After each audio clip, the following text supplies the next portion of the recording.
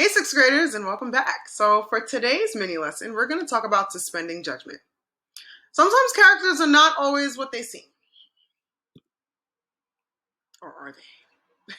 So, for today's objective, we will explore what we can learn about characters when we study them over time.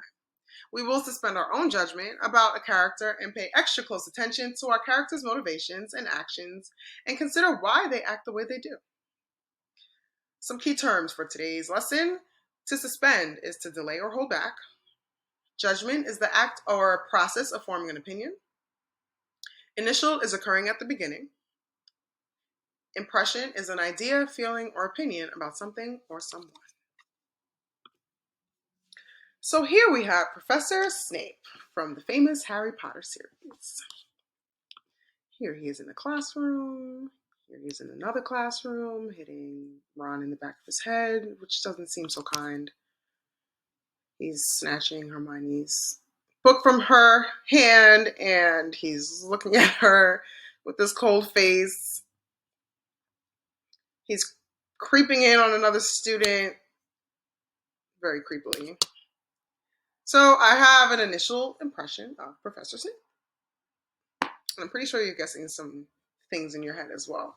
So I came up with two character traits. And the first trait I came up with was pretty bitter, or just unkind, mean, whatever word you want to use as a synonym for bitter, and just mean, because it seems like he's speaking very sharply to Harry about having his book, being unprepared for class, as we know if you're reading, and Snape won't call on Hermione even though she raises her hand. So there's several pieces of evidence that show that he's not very nice. He's pretty bitter.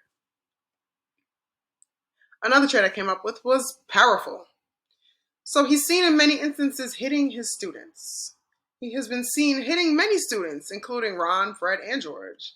And typically students can't hit a teacher without a very harsh punishment. So I know we've discussed in other lessons in the past about, different power dynamics and how that can affect characters. So Snape has a lot of power in this situation, and I don't think that's very fair. Let's have a turn and talk. What do you think? We're going to have to watch our video first. So I have a clip I want you to see, and then afterwards we'll have our turn and talk. And I want you to think while you're watching, what character traits describe your initial impression of Professor Snape?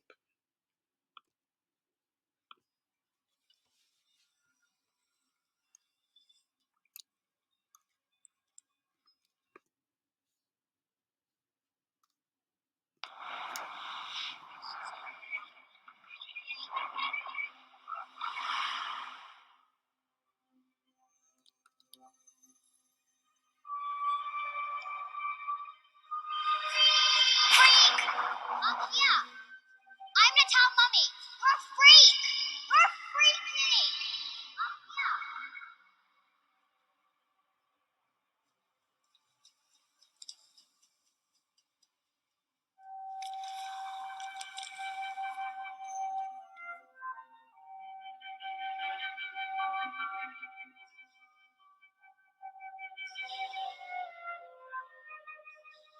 She's jealous. She's ordinary, and you're special. That's mean, Sevens.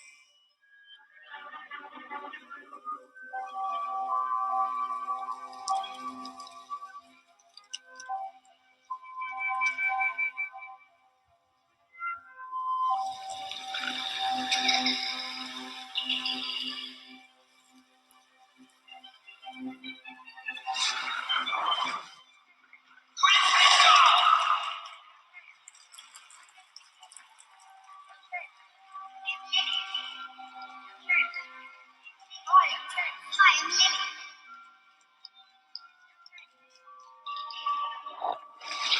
Just like your friend. Lazy.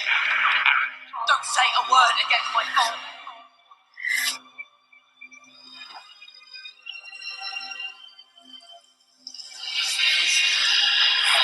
Masters shall be reunited once more. Severus. Oh, don't kill me. Prophecy did not refer to a woman. It spoke of a boy born at the end of July. Yes, but he thinks it's her son. He intends to hunt them down now, to kill them. Hide them all. I beg you. What will you give me in exchange, Severus? Anything. Harry, you're so loved. So loved. Harry, Mama loves you. Dada loves you. Harry, be safe. Be strong.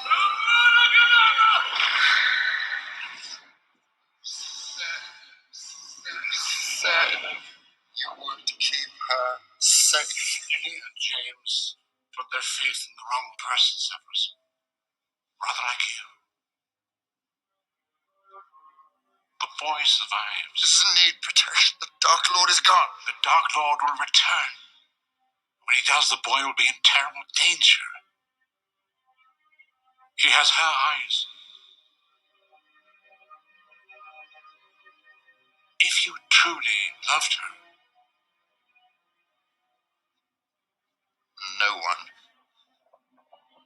can know. I should never.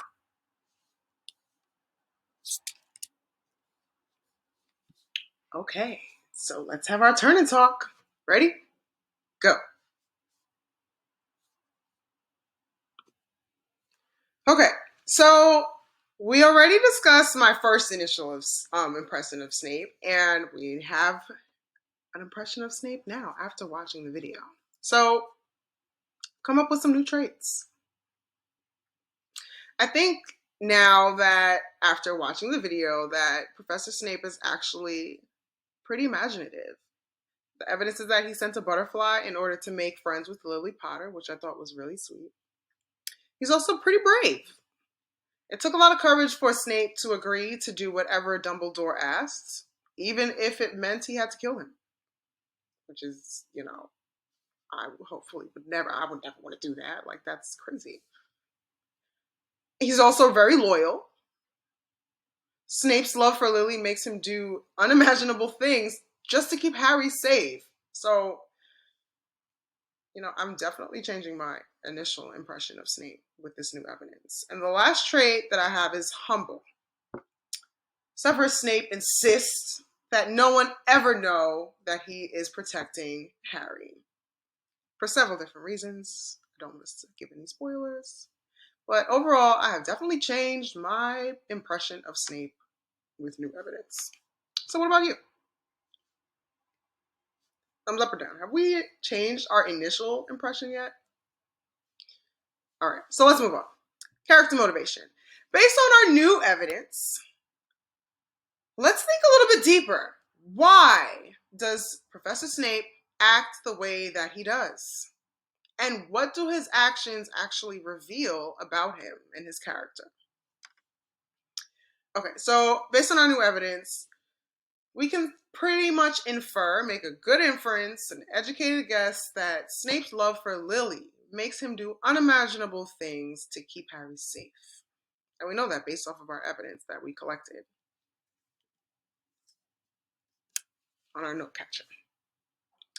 So Snape deceives Voldemort and does everything that Dumbledore asks of him, all to protect Harry. What do his actions reveal about him? Although Snape acts cold and bitter to his students at Hogwarts, Snape's actions reveal that he is a very loyal and brave character. He fulfills his duties knowing that he could die any day, and at the same time does it without any recognition. So no one's even giving him shout-outs and saying, "Hey, Snape, good job." In fact, he insists that no one ever know that he's protecting Harry. And that makes him very humble. All right, so let's look at our evidence. We're going to actually rate our evidence of importance from 1 to 5, and that's going to be in our strength column. So we're going to really prioritize and organize our thinking, and I love to do that. So, we have a hint at the bottom. Always read the hint if we give them, or if you catch them. The traits that rank the highest aren't the traits that that have the most amount of evidence. It's the most meaningful evidence. That's what's important. So we want to look at the ones that are most important so that we can weed the ones that are not so important out. So our first trait, mean or bitter. Snape speaks pretty sharply. He doesn't want to call on Hermione. I rated that a 1. It's not really We don't know if it's really a big deal. It just shows that he's often annoyed and it's probably other things going on in his life. Not that it's a personal thing towards Hermione or his students. Powerful. He hits his students. He has been seen hitting many students, and we know that it's not cool. So I'm going to rate that a solid 3. He has a lot of power over his students and sometimes abuses, keyword, this power. Our third trait, imaginative. He sent a butterfly in order to make friends with Lily, and I rated that a 2. Snape's imagination really helped him when he was lonely, and that's pretty cool. I think we should all take notes out of his book. And the last one, brave. He does whatever he needs to do to protect Harry. I'm going to rate that a solid 5 because it shows Snape's inner side, the side we don't really get to see at all times. You have to get to really know him a little bit more to understand him. And I think that it just shows how he's willing to sacrifice himself. He's really putting his whole life at risk for someone else. Someone else's child, right? So I think that's very brave. Solid 5 on a scale of 1 to 5. All right, so that was a lot of thinking work. So shout out to you all for carrying it along with me. What do good readers do? Good readers suspend their judgment by first collecting details,